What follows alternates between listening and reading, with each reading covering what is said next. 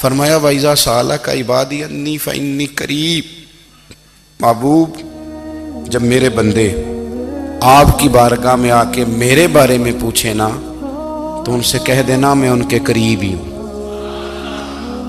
قریب ہی ہوں۔ دلیل کیا ہے؟ یہ جب بھی مجھ سے دعا مانگیں گے میں ان کی دعاؤں کو قبول فرماؤں گا، میں ان کے قریب ہوں، میں ان کے قریب ہوں۔ یہ جب بھی دعا مانگیں گے نا میں قبول کروں گا، میں ان کے قریب ہوں۔ اللہ تبارک و تعالیٰ کے بندے اللہ سے محبت کرتے، رب کی بارگاہ میں جھکتے، اس کو اپنے دکھ سناتے، اس کے پیارے محبوب صلی اللہ تعالیٰ علیہ وسلم کا وسیلہ لے کے اس کے حضور حاضر ہو جاتے، پیشانیاں سجدوں سے روشن ہوتی۔ ہم نا ہر چیز کے لیے وقت نکالتے ہیں، ہر چیز کے لیے، لیکن عبادت کے لیے وقت نہیں نکالتے۔ ہر شے آباد ہے، ہر شے، ہماری فیس بک بھی آباد ہے، واٹس ایپ بھی آباد ہے، ہمارے ٹویٹر بھی آباد ہیں، ہماری ہر چیز آباد ہے۔ سب سے کم آباد ہمارا مصلی رہ گیا ہے، سب سے کم۔ وہ لوگ اب ڈھونڈنے سے ملتے ہیں جن کی بغل میں مصلی ہوتا تھا۔ میرے بھائی آپ کتنا کو دنیا کے پیچھے بھاگو گے تھکا دے گی، کتنا دولت کے پیچھے بھاگو گے تھکا دے گی۔ آپ جب اپنی زندگی میں جمع تفریق کرو گے نا تو مرتے وقت احساس ہوگا کہ سارا کچھ تو لوگوں کے لیے کیا، اپنے لیے تو کر ہی کچھ نہیں سکے۔ اور ہم عبادت کے معاملے میں بہانے بازی بھی کرتے ہیں۔ ہم کہتے ہیں اوہو رزق کمانا بھی تو عبادت ہی ہے نا، تو میں حلال روزی کے لیے جا رہا ہوں، یہ بھی تو عبادت ہے نا۔ میری طرح کے لوگ کہہ دیتے ہیں کہ میں سویرے اٹھ کے مدرسے میں کچھ اسباق دیکھتا ہوں تو یہ بھی تو عبادت ہے، میں بیان کرنے کے لیے مطالعہ کرتا ہوں تو یہ بھی تو عبادت ہے نا، اتنے لمبے سفر کر کے ملک میں دنیا میں گھومتا ہوں تو یہ بھی تو میں عبادت ہی کر رہا ہوں۔ اب اسپیشل نفلوں کے لیے وقت کس طرح نکلے، اسپیشل کر کے تسبیح میں کیسے چلاؤں، میں سارا کچھ ہم بہانے بنا لیتے ہیں نا۔ میرا سوال یہ ہے کہ یہ ساری باتیں صحابہ کو، نبی کریم کو، دیگر لوگوں کو بھی تو پتہ تھی نا، لیکن آپ غور تو کریں 23 سال حضور کو وقت ملا، مختصر وقت ظاہراً تبلیغ کرنے کے لیے، پوری دنیا میں دین بھی پھیلانا ہے۔ گھر میں 11 ازواج ہے، 4 بیٹیاں ہیں، ان کی اولادیں، سارے کام کاج بھی دیکھنے، لیکن سیدہ طیبہ طاہرہ حضرت عائشہ صدیقہ رضی اللہ تعالیٰ عنہ فرماتی ہیں سارا دن تبلیغ کرتے، ہر غلام کے دکھ سنتے، گھر میں آتے تو اپنے گھر والوں کا خیال کرتے، کام میں ہمارا ہاتھ بٹاتے۔ قربان جاؤں، کہتی ہیں زمانہ سارا سو جاتا لیکن آمنہ کے لال مصلی بچھا لیتے۔ دنیا سو گئی، ساری سب سو گئے، جو خدام تھے، وہ جو غلام تھے وہ سو گئے۔ صحیح مسلم نے لفظ ملیں گے، سیدہ پاک فرماتی ہیں او میرے نبی کے غلاموں، میں نے یہ رنگ بھی دیکھا ہے کہ حضور نے اتنا کھڑے رہے، اتنا قیام کیا، اتنا قیام کیا کہ مقدس پیروں میں ورم آ گئے، سوج گئے پیر، اتنے بڑے۔ دل پہ ہاتھ رکھ کے نہیں بتا سکتا کہ میرے کبھی نماز میں پیر سوج گئے، کوئی نہیں بتا سکتا۔ بچوں کی روٹی کماتے تھک گئے بات الگ ہے، ہم سیر کرنے گئے تو تھک گئے بات الگ ہے، لیکن عبادت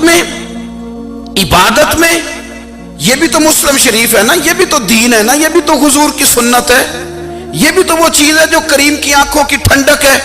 سیدہ فرماتی ہیں پیروں میں ورم آ گئے، اور ساری رات ہی حضور نے نماز پڑھی اور ایک ہی آیت بار بار دہرائی۔ مسجد نبوی میں بلال حبشی نے فجر کی اذان دے دی اور حضور ابھی مصلی پہ تھے، کریم فارغ ہوئے، میں نے عرض کی یا رسول اللہ صلی اللہ علیہ وسلم آپ کے تو صدقے اللہ اگلے پچھلوں کے گناہ معاف کرے گا، تو آپ اتنی آہوزاری کیوں فرماتے ہیں؟ آپ تو شفیع ہیں، آپ تو انبیاء کے امام ہیں۔ تو حضور نے فرمایا عائشہ تم نے گنوایا ہے نا میرے اللہ کی مجھ پر کتنی رحمت ہے، افلا اکون عبدا شکورا، فرمایا اگر اس نے اتنی نعمتیں دی ہیں تو کیا میں اس کا شکر گزار بندہ نہ بنوں، میں شکر گزار بندہ نہ بنوں اس کا؟ پھر اگر اتنی نعمتیں اس نے دی ہیں، مجھے اتنا نوازا ہے، تو پھر میں اس کے سامنے سجدے نہ کروں؟ او میرے بھائی، بڑے قابل فخر لوگ ہیں ہم کہ ہم نبی پاک کے غلام ہیں، ہم قابل فخر ہیں کہ نبی کریم کے غلام ہیں۔ کیا کبھی اس غلامی کے شکرانے میں بھی 2 نفل پڑھے؟ کہ یا اللہ تیرا شکر ہے تو نے ہمیں حضور کا غلام بنایا ہے۔ یاد رکھیں کہ اپنی روحانی زندگی کو آباد کریں، استغفار پڑھیں، تسبیحات کریں۔ حضرت عبداللہ ابن عمر رضی اللہ تعالیٰ عنہ حضرت عمر کے صاحبزادے، مکہ مکرمہ میں ان کی قبر ہے۔ میں نے جب انہیں پڑھا تو مجھے ان سے بڑا پیار ہو گیا، لیکن آپ کو پتہ ہے وہاں جا کے کسی شخص کا مزار تلاش کرنا یا پوچھنا ایک مشکل کام ہوتا ہے۔ تو ایک دفعہ میں مکہ شریف میں حاضر تھا، تو ایک گاڑی والا ڈرائیور مجھے کہنے لگا کہ مولانا میں آپ کو جانتا ہوں، مجھے آپ سے محبت ہے، ایک بات بتاؤں آپ کو۔ میں نے کہا بتاؤ۔ کہنے لگے حضرت عبداللہ ابن عمر کی قبر دیکھنی ہے۔ میں نے کہا یہ تو نہیں کہہ رہا، یہ کسی نے بندوبست کرایا ہے، یہ اللہ نے تیرے دل میں بات ڈالی ہے، یہ ہو گیا تو لے چل مجھے۔ حضرت عبداللہ ابن عمر کو نبی پاک نے فرمایا تھا راجل صالح، یہ نیک بندہ ہے، یہ متقی آدمی۔ حضرت عبداللہ ابن عمر رضی اللہ تعالیٰ عنہ سیدنا فاروق اعظم رضی اللہ تعالیٰ عنہ کے صاحبزادے ہیں، اور ان کی ہمشیرہ سیدہ حفصہ رضی اللہ تعالیٰ عنہ حضور کی زوجہ محترمہ ہے۔ ایک دن اپنی ہمشیرہ سے کہنے لگے کہ نبی کریم صلی اللہ تعالیٰ علیہ وسلم گھر میں آئے نا، اور اگر حضور غم امت میں پریشان نہ ہوں، طبیعت کو حشاش بشاش دیکھو، تو ذرا پوچھنا تو صحیح حضور کا میرے بارے میں کیا خیال ہے، پوچھنا تو صحیح کہ کریم کی بارگاہ میں میرا کیا مقام ہے، میرے بارے میں حضور کیا فرماتے ہیں۔ اب بہن کو کام بتائے، اور بتائے بھی بھائی، اور پھر بہن وہ کام نہ کرے، یہ تاریخ میں ہوتا نہیں۔ حضرت عمر فاروق رضی اللہ تعالیٰ عنہ کی صاحبزادی ام المومنین رضی اللہ تعالیٰ عنہ فرماتی ہیں کہ میں تو بس منتظر تھی۔ انہوں نے تو کہا تھا نا کہ اگر تم حشاش بشاش دیکھو تو بات کرنا، لیکن حضور تشریف لائے، میری باری تھی، میرے گھر تشریف لائے، کھانا پیش کیا تو فوراً میں نے عرض کی حضور ایک بات پوچھنی تھی۔ تو حضور نے فرمایا پوچھئے۔ میں نے عرض کی حضور میرے بھائی عبداللہ ابن عمر کے بارے میں آپ کا کیا خیال ہے؟ نوجوانوں میری بات پہ غور کرنا، میرے بھائی کے بارے میں آپ کا کیا خیال ہے؟ تو نبی کریم صلی اللہ تعالیٰ علیہ وآلہ وسلم نے میری طرف دیکھا، اور پھر حضور زیر لب تھوڑا مسکرائے۔ اور بریلی کے امام کہتے ہیں کہ حضور مسکرا دیتے تھے نا، تو جو بڑا دکھی ہوتا تھا وہ بھی ہنس پڑتا تھا۔ اب سوال پیدا ہوتا تھا کہ پھر تو اس مسکراہٹ کے لیے انتظار کرنا پڑتا ہوگا کئی مہینے کہ حضور مسکرائیں تو رونے والے ہنسیں، تو اعلیٰ حضرت فرماتے نہیں، انتظار نہیں کرنا پڑتا، یہ مسکراتے رہنا تو حضور کی عادت ہے۔ جس کی تسکین سے روتے ہوئے ہنس پڑے، اس تبسم کی عادت پہ لاکھوں سلام۔ یعنی یہ تو عادت ہے حضور کی مسکراتے رہنا، اس کے لیے انتظار نہیں کرنا پڑتا۔ بھائیو آپ خیال رکھیں گے، غور کریں گے، حضرت عبداللہ ابن عمر رضی اللہ تعالیٰ عنہ کے بارے میں پوچھا تو سیدہ فرماتی ہیں کہ نبی کریم صلی اللہ تعالیٰ علیہ وسلم نہ زیر لب مسکرائے اور فرمایا حفصہ تیرا بھائی ہے تو اچھا، لیکن میں نے سنا ہے کہ عشاء کی نماز پڑھتا ہے تو فجر تک سویا ہی رہتا ہے۔ او نوجوانوں، 10 بجے تک سونے کی بات نہیں ہوئی، 9 بجے تک سونے کی بات نہیں ہوئی، 11 بجے اٹھنے کی بات نہیں۔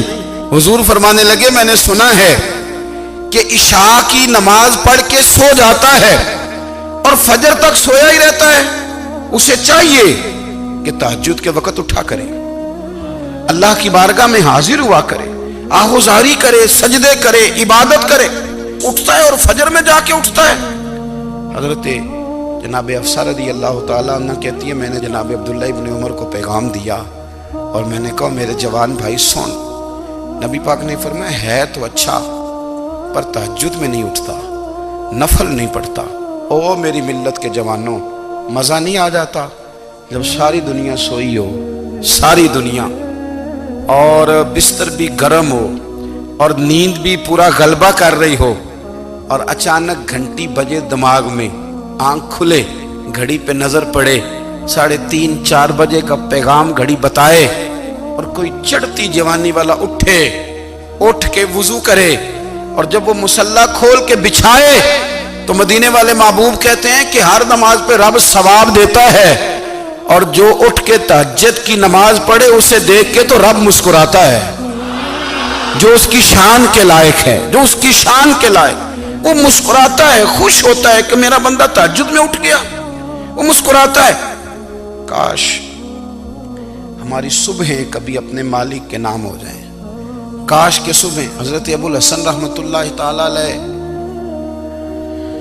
حضرت معاذ ابن جبل رضی اللہ تعالیٰ عنہ کے پاس بیٹھا کرتے تھے، فرماتے ہیں ان سے جو پیار بڑھا تو پھر میرا مصلی سے بھی بڑھ گیا۔ تابعی ہیں، فرماتے ہیں صحابی رسول سے محبت ہوئی تو ذکر سے بھی ہو گئی، پھر درود شریف سے بھی ہو گئی، محبت ان سے بڑھی تو پھر اللہ نے مسجد کا پیار بھی بڑھا دیا۔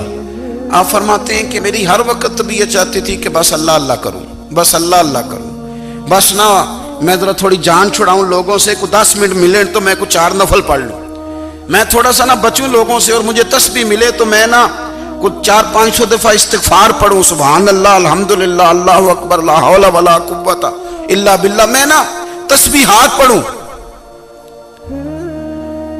فرماتے ہیں کہ بچے تھے گھر میں 6-7، غربت تھی، کام ملتا کوئی نہیں تھا، اور میں کام چور نہیں تھا، کام ڈھونڈتا تھا، پر اللہ کی قدرت کے کام نہیں ملتا تھا۔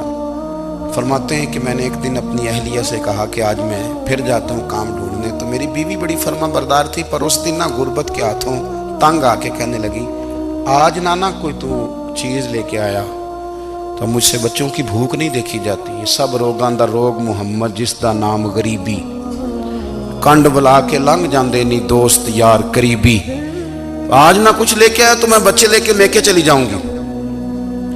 شیخ فرماتے ہیں کہ میں بڑا پریشان گھر سے نکلا، پر میں نے صبح سے لے کے زور تک کام ڈھونڈا، کام ملا کوئی نہیں، تو میرے دل میں خیال آیا چلو کام نہیں ملتا تو اللہ اللہ تو کرے نا، چلو بندوں کی مزدوری نہیں ملتی تو رب کریم کی عبادت ہی کرتے ہیں۔ فرماتے ہیں کہ میں نے نا فرات کے پانی سے وضو کیا، نہر کے، شدید دھوپ تھی، ساتھ ریت تھی اور ریت تپ رہی تھی، میں نے اپنا رومال وہیں مصلی کے طور پر بچھا لیا، اور فرماتے ہیں کہ زور سے لے کر عصر تک نماز پڑھی، دھوپ بھی پورے زور پہ، پر میرے سجدے کا ذوق بھی پورے زور پہ۔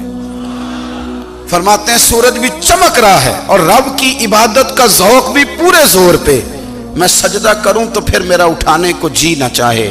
میرے استاد لکھا کرتے تھے، یہ ان کا شعر ہے، وہ کہا کرتے تھے مجھے سوز دے، مجھے ساز دے، اور مجھے نیم شب کا نیاز دے، دم سجدہ خود کو میں توڑ دوں، مجھے ایسا ذوق نماز دے، اور میں تیری بہار کا پھول ہوں، میں کھلا بھی ہوں تو تیرے لیے، مجھے میری شاخ سے توڑ لے، مجھے اپنی زلف کا ناز دے۔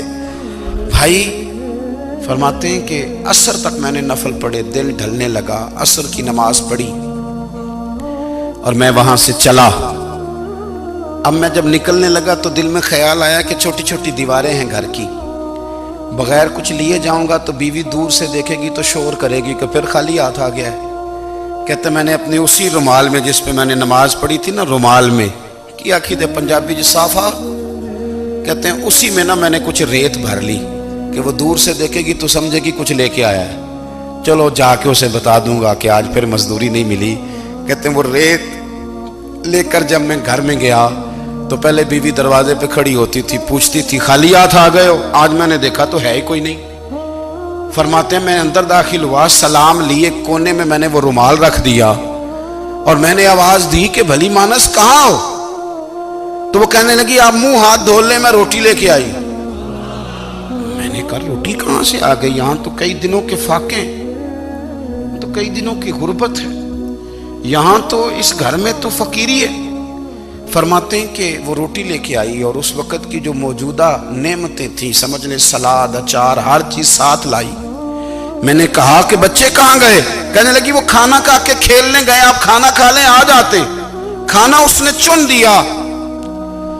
میں نے حیرت انگیز لہجے میں ساری نعمتیں اپنے دسترخوان پہ دیکھ کر کے بیوی سے پوچھا یہ کہاں سے آیا کھانا؟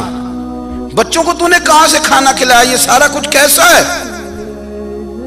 کہنے لگی پتہ نہیں آج آپ کس کریم کی مزدوری کرنے چلے گئے تھے، پتہ نہیں کس کریم کی، میرے گھر میں تو اتنی نعمتیں آئی ہیں کہ مجھ سے سنبھالی نہیں جا رہی، اتنا اناج ہے، اتنا گندم ہے، کس کریم کے دروازے آج چلے گئے تھے؟ یہ کہتے کہتے وہ اٹھی، اور اٹھ کر کے کہنے لگی پہلے ہی بڑا کچھ آیا تھا، اب کیا لے آئے ہو؟ اور جا کر کے نا اس نے وہ ریت والا رومال کھولا، کہنے لگے میں تو لے کے آیا تھا ریت، تو میرے رب نے اسے بھی سونے اور ہیرے بنا دیا تھا۔ جب آپ کی توجہ اللہ کی جانب، میرے نبی پاک صلی اللہ تعالی علیہ وسلم نے فرمایا ہر چیز اپنے رب سے مانگ، ہر چیز مانگ، ہر چیز مانگ۔ یا رسول اللہ کیا کچھ؟ میرے محبوب نے فرمایا تیرے گھر میں نمک بھی ختم ہو جائے تو وہ بھی اپنے رب سے مانگا کر، تو مانگنا وہ تجھے دے گا، تو اس کی بارگاہ میں کشکول طلب دراز تو کرنا۔ اور ترمذی شریف میں عجیب لفظ ہے، رسول کائنات نے فرمایا، رب کریم فرماتا ہے جب میرا بندہ ہاتھ اٹھاتا ہے نا تو مجھے حیا آتی ہے کہ میں خالی کیسے لوٹا دوں اس کے۔ اتنے بڑے بادشاہ کی بارگاہ میں دعا کی بڑی طاقت ہے۔ میرے نبی پاک نے فرمایا دعا مومن کا ہتھیار ہے، دعا مومن کا، دعا مومن کا۔ حضور نے فرمایا تقدیر کو سوائے دعا کے کوئی چیز نہیں بدل سکتی۔ دعا مومن کا ہتھیار ہے، یہ کافر کے پاس کوئی نہیں، یہ ہتھیار ہے مومن کا۔ اللہ کرے آپ کو سمجھ آئے، پھر سنیں، کئی بار کہہ چکا ہوں یہ ہتھیار ہے۔ کافر کے مقابلے میں جو تیرے پاس سب سے بڑا ہتھیار ہے وہ دعا ہے۔ دعائیں کرانی چھوڑ دی، کرنی چھوڑ دی، لینی چھوڑ دی۔ حضرت سیدنا انس بن مالک رضی اللہ تعالیٰ عنہ فرمایا کرتے تھے میں نے وہ رنگ دیکھا ہے جب حضور دعا مانگتے تھے اور حضور کی مقدس آنکھوں میں آنسو بھی ساتھ ہی بہا کرتے تھے، میں نے وہ انداز دیکھا ہے۔ بھائی اپنا مصلی کا، عبادت کا، وظائف کا، اللہ اللہ کا سلسلہ اس کو مضبوط کرے، اپنی دعاؤں کے تعلق کو مضبوط کرے۔ دعائیں بڑے انقلاب برپا کر دیتی ہیں۔ ہم تھوڑے تھوڑے نا جب سے خشک ہوئے ہیں نا، خشک، اور میری تو جماعت ہی صوفیاء کی جماعت تھی، ہم تو داتا علی اجمیری کی جماعت سے، ہم تو خواجہ اجمیری کی جماعت سے، ہم تو شیخ احمد فاروق سرہندی کی جماعت سے، ہم تو صوفیاء کی جماعت۔ ہماری جماعت نے بھی وہ تعلق جو ہمارے بزرگوں نے بنایا تھا۔ بزرگ اللہ کے قریب کیسے جاتا ہے؟ تو ہمارے یہاں نا بہت سارے لوگ کہتے ہیں جی نظر ہو گئی تو کام ہو گیا۔ بھائی جو بخاری مسلم میں طریقہ ہے نا اللہ کا قرب پانے کا وہ تو نفل ہے۔ نبی کریم علیہ الصلوۃ والسلام نے فرمایا بندہ نفلوں کے ذریعے رب کے قریب جاتا ہے، اور اتنا قریب جاتا ہے کہ پھر اللہ اس کی زبان بن جاتا ہے، اللہ اس کی آنکھیں بن جاتا ہے، کان بن جاتا ہے، ہاتھ اور پیر بن جاتا ہے۔ تو یہ تو عبادت ہے، یہ تو اللہ کی بارگاہ کی حاضری ہے جو آپ کو اللہ کے قریب کرے گی۔